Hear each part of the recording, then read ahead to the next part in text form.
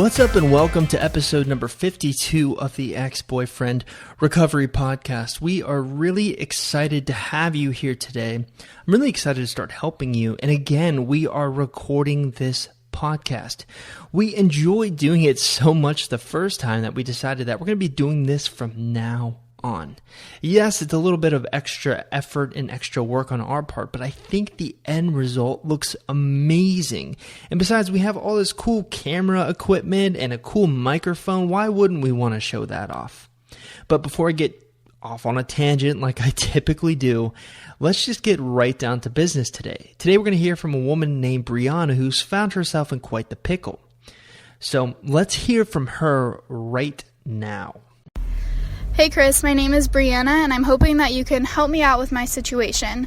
So my ex and I dated for 3 years. We were each other's first really serious relationship, and I broke up with him a few months ago because of grass is greener syndrome, and basically I slept with someone else really soon after we broke up. Well, a few weeks later my ex reached out to me and said he wanted to work things out and that he missed me, and I realized that I did want to be in the relationship with him and wanted to give things another try. So I ended up saying yes, but when he asked me if I had slept with anyone while we were broken up, I told him no. And about 2 weeks later, he found out that I did sleep with someone while we were broken up, and he was extremely angry, but we were actually on vacation together, and so we were forced to be together for the rest of the vacation. But as soon as we got home, he kind of blew up on me, said he never wanted to see me again, said that he hated me. And so right after that, I started no contact with him. And I'm just wondering if you have any advice for when I should contact him and my chances of getting him back. Thanks. Okay, Briana, here's what I'm going to do. I'm going to do a quick recap of your situation, and then we're going to get down to business. So, looks like your ex-boyfriend broke up with you, or rather you broke up with your ex-boyfriend because you got a little bit of the grass is greener syndrome, which, believe it or not, is a very, very common thing. It seems like you dated for a total of 3 years and you claim that you were each other's firsts, and I'm assuming that means you were the first person you dated, the first person you slept with, so on and so forth. A few weeks later, after the breakup, he wants to get back together, which is good, right? It's really good. But a little side note, after the breakup, you met someone else and slept with that someone else, which of course made you come to the realization that you really didn't want to be away from your ex-boyfriend. So when your ex-boyfriend came back, you happily accepted him, but he had a question, as ex-boyfriends with some insecurities typically do. He was wondering if you had slept with anyone while you were broken up. And you lied to him and you said that no, you hadn't. Of course, he found out about it, as these stories typically go, and he freaked out and broke up with you. And now you're wondering what to do and how to text him. Now, I want to make one thing really clear. In the grand scheme of things, you really didn't do anything wrong. It's not like you cheated on your ex-boyfriend. You were broken up at the time, correct? So, in the grand scheme of things, you really didn't do anything wrong. Where you went wrong, or maybe the only mistake that you did make, is the fact that you told a lie to him, and he caught you in the lie. Now, is that the worst situation I've ever seen in the history of ex-boyfriend recovery? Absolutely not. In fact, you mentioned that you were in the middle of the no contact rule and you wanted to know how you should go about contacting him and how you should advance things. And you also wanted to know your chances, like what is your chance of success? Now, I'm not one of those internet type gurus that's going to sit here and give you an exact percentage chance. There's just no way that I could ever accurately do that. But what I can do is point to studies. Specifically studies of cheating. Now, I realize you didn't cheat on your ex-boyfriend, but when you look at the game plan for getting him back, you almost need to treat it as such, because you did sleep with someone even while it was during the breakup, and he feels a little betrayed by the fact that you slept with someone even though it was after, you had broken up and you weren't together anymore. So, when you look at our success stories with cheating, believe it or not, cheating is our second most common success story. One of the things that I've done recently is I've started taking some of our success stories and categorizing them into different situations. And we found that roughly 9% of our success stories are cheating, which is a lot higher than I thought. Because personally speaking, I think cheating is the hardest situation to recover from, especially if you're trying to get an ex-boyfriend back. Now, the cool thing about your situation, Briana, is you did not cheat on your ex-boyfriend. You just lied to him. Okay? It's not like you cheated. But the game plan for getting him back will be very similar as if you had cheated. Now, kind of my go-to person when I try to give people advice on cheating is a woman by the name of Esther Perel. She's a psychotherapist, and she is amazing at what she does. She works with clients who specifically have infidelity in their relationships or have undergone affairs, and she's learned some very fascinating things. She's even done TED Talks on those things. Now, using her findings, and for the record, I definitely want to give Esther Perel credit for everything that I'm about to say, because I based a lot of my strategies on her findings and on the papers that she's written. So in the show notes of this episode on ex-boyfriend recovery, I'm going to link to her TED Talk and some of her research for you so you can directly find it. And in addition to that, I'm also going to link to the success story report that I put together, where we determined that the second most popular success story that we have gotten from the visitors of ex-boyfriend recovery have actually been people who have cheated.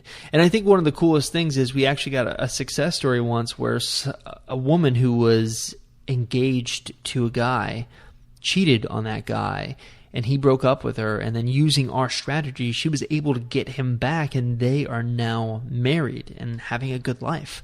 So that's one of my favorite kind of cheating success stories. That's my go-to when people ask me, what's your craziest success story? I always kind of cite that one, just a little fun fact. So, I got a little off topic there. Esther Perel, what did she find? What did she learn about cheating? Well, the first thing is that if you really want to repair a broken relationship, you probably need to stop the affair. Now, Briana, I don't think that's a problem with you. I think you are no longer in contact with this guy that caused your breakup, essentially.